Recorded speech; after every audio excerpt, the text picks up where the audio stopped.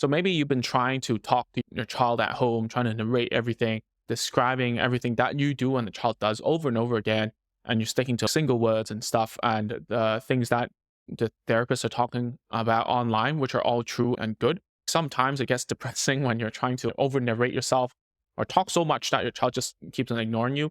So what do you do about it? And I got this question from a parent who was inside of our private parents community. The link is in the description below if you want to join. And so we were talking about what to do at home, right? And previous videos, if you search how to teach a speech delayed child at home, we have a very detailed video about what to do. In Agents of Speech, our belief is that we shouldn't be teaching parents very naturalistic ways, meaning that we're only teaching them to describe things, create communication opportunities, whatnot. Those things, a lot of people online have covered a lot, so I'm not going to talk about it here. But instead, what should we be focusing on? And that's setting up routines, setting up routines. So why do we set up routines? Everything in the world that you're trying to teach is like a routine, all right? Anything that has a context has a routine kind of embedded in it.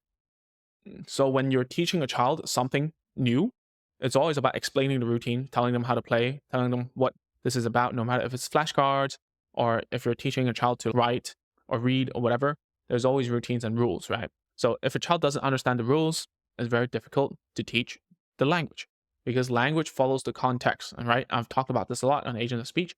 But anyways, when you set up a routine, you have to focus on it.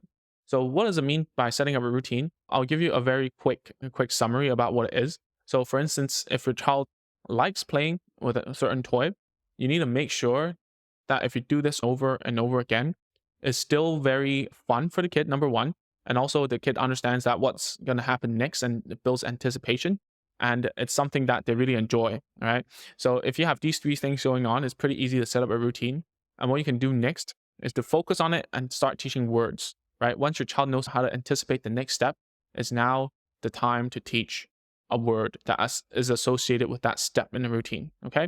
So if you want to know more, you can just watch our free courses, which by the way, the link is in the description below. Just put in your email, we'll send you an email and you create an account, log in, check it out, all right? And secondly, on YouTube, on our channel, we have loads of examples about routines. Okay, so the second point is we need to explore what your child likes and use it in a routine. So a lot of times when I see the advice that we usually give parents, and that's me as well back in the day, is that oh, what does your child like? We should start exploring what he or she likes in terms of play. Can we do some sensory play, whatever? You still need to do that. And there are different words and jargons for this. In ABA, it might be called reinforcement assessment or whatever.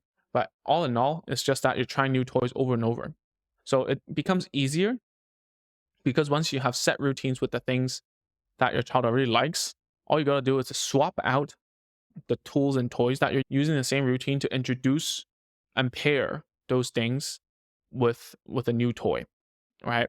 So once you have that, and it's like an egg or chicken kind of situation, the best thing, of course, is to use the thing that your child likes already to build the routines, and then use the same routines to shove the new toys inside so that your child may or may not like that toy. And therefore, you can build more routines with the new thing, right? So it all starts up with one routine, and then you use that routine to just mix and match so that, and once you have that, it's pretty easy to teach a kid because the child knows what you're on about, what you're trying to do. And because of that, it becomes easier for them to absorb new materials, so on and so forth. Okay, so this is going to be a short video. The third point is you also have to have structured tasks set up to teach something specific, all right?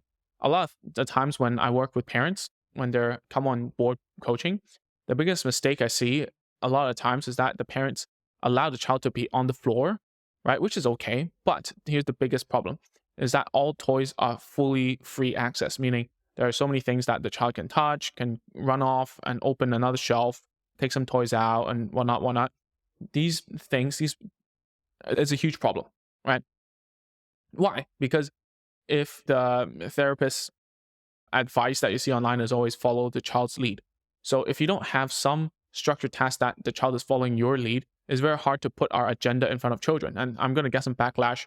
Some people are going to say, how can you do that? Of course, you cannot allow the child to always follow your lead, right? I'm not saying always. It's just that maybe 5 or 10 minutes that it's really what I want out of a child, right? Because at the end of the day, you do know best. We do know best about what the child needs in their life because they're so small and so young. So therefore, you do need some time for structured tasks. And what does that mean? Is there a time in the day where you can sit the child down and teach them something, right? Without any distraction, they're sitting down nicely, whether on the floor or on a toddler's table, chair, so on, that you can teach a new concept or a new routine or a new play routine or a toy, or even using flashcards, the other teaching materials, right? So if you don't have that, it's going to be infinitely harder to teach a kid, because once you set up structured tasks and have a very structured approach to teaching a kid something new, it'll be very easy for you to pick up, especially when children actually do know and enjoy hanging out with you and listening to you and following commands. If you don't have that, it's very difficult. All right. So that's what I recommend you to do if you don't always want to follow your child's lead, because following your child's lead is depressing sometimes.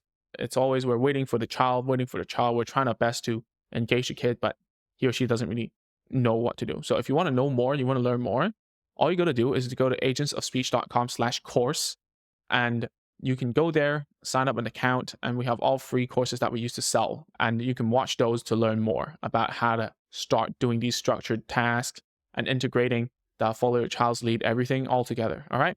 That's it for this week's video. I'll see you next week. Bye-bye.